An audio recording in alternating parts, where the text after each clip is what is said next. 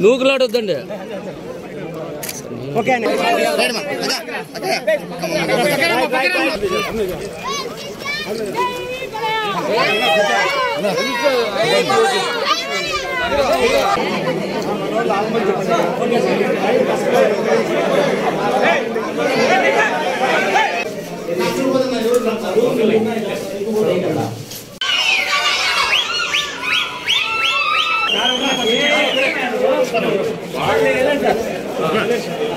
కొంచెం మాకు ఇస్తే మేము వెళ్తాం ఇంటిగా.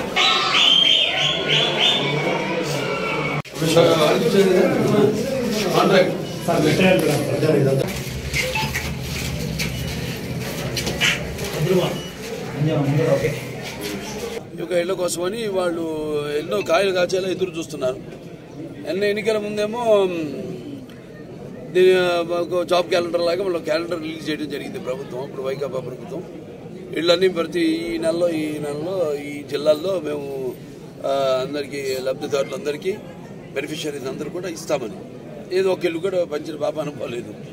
ఇవాళ మళ్ళీ మన మెగా డిఎస్సీ వాళ్ళ మన ఉద్యోగాలు కూడా అనుకున్నాను ఏవైతే మేము హామీలు ఇచ్చామో అప్పుడు ఎలక్షన్లప్పుడు వాటిని అన్నిటి మనము చేసుకుంటూ పోవడం జరుగుతుంది, అమలు చేసుకుంటూ. అలాగే మెగా డిఎస్సీలు కూడా ఉద్యోగాలు 16,000 ఉద్యోగాలు ఇవాళ మెగా నోటిఫికేషన్ ఇవ్వడం జరిగింది. అలాగే టిడ్కో ఇళ్ళు కూడా అప్పుడు ఇక్కడ సుమారుగా 2,786 ఇళ్ళు మనకి హిందూపూర్కి శాంక్షన్ కావడం ఇక్కడ కొట్టిపీట. అలాగే సుమారుగా ఒక 1,586 ఇళ్ళు బేస్మెంట్ లెవెల్, మిగతా ఏదైతే మిగిలిన 1,200 ఇళ్ళు 1,200 పూర్తయింది, 80% పూర్తయింది. ఇవాళ ఎంత భారీ స్కామ్ జరిగిందంటే రాష్ట్రంలో అన్ని వ్యవస్థలను కూడా నిర్వీర్యం చేసేసి ఏదో ఎంగిల్ మెతుకులు రాల్చి ఎలా పరిపాలన చేయాలో చేతకాక ఈ 3 ఏళ్ళేమో ఈ 3 రాజధానులని, అలాగే దాని తర్వాత ఈ నవరత్నాలని ఇలా మొత్తం అన్నిట్లోనూ కమిషన్లు ఆ శాండ్ కానీ ఇసుక దాంట్లో కానివ్వండి, లేకపోతే మద్యం కానివ్వండి, లేకపోతే ఈ యొక్క మైన్స్లో అన్నిట్లో కూడా దాంట్లో ఒక్కొక్కటి ఇప్పుడు చూస్తుంటే అసలు నమ్మకం కావట్లేదు. అసలు ఏంటి కూడా అసలు ఎన్నింటి వెలిగి ఇంకా వస్తే ముందుకు అన్ని కూడా బయటికి ఎన్ని కోట్లు వాళ్ళు దోచుకున్నారు, ఎలా రాష్ట్రాన్ని అన్ని విధాలుగా అభివృద్ధి చేయకుండా ఎలా దాన్ని సర్వనాశనం చేశారు రాష్ట్రాన్ని. సరే వాళ్ళ అనే ముఖ్యంగా ఇంకా పరిశ్రమలు తీసుకొచ్చేలా, అలాగే స్కిల్ డెవలప్మెంటు, అలాగే ఇక్కడ స్థానికులకి ఉద్యోగాలు అయితేనేమి. సార్ జిల్లా కేంద్రంగా ఏమైనా ప్రకటించే మూమెంట్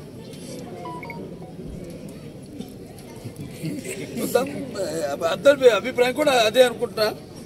అంటే మన ఇక్కడే కాకుండా అంటే పేరు అదే ఉంచి ఏ జిల్లా హెడ్ క్వార్టర్స్ గా చేసే అంటే వైసీపీ మాట తప్పింది సార్ ప్రతి పార్లమెంట్ కేంద్రాన్ని ఇప్పుడు కాదులేండి,